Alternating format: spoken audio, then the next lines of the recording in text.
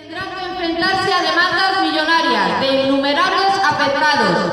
Se les solicitarán fuertes indemnizaciones y daños punitivos por todas las cláusulas abusivas y trampas financieras que han infestado miles de escrituras públicas, de créditos y de préstamos hipotecarios.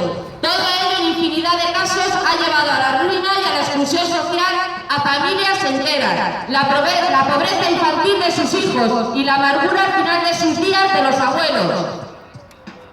Obstinación e insistencia en las negociaciones, demandas de ejecución, subastas, desahucios y lanzamientos, suicidios que son asesinatos, banqueros y bancarios responsables solidarios.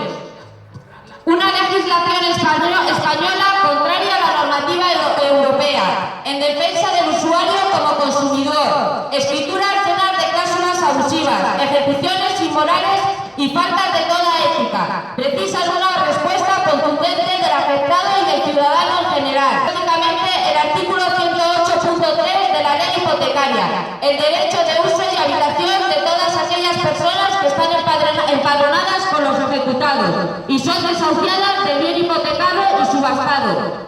Por cuestiones éticas y morales, nunca se debería trabajar con entidades financieras que desahucian a decenas de miles de familias y arrastran sus vidas y las de miles de niñas y niños a la exclusión social.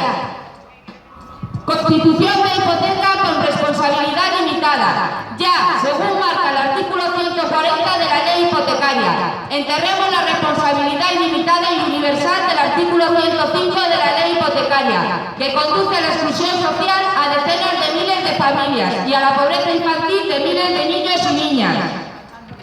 Un no rotundo a la cesión de crédito. Queremos ser los dueños de nuestro destino y de los productos financieros que contratamos. Hay que erradicarla como la cláusula abusiva y por ser la puerta de entrada de los fondos buitre.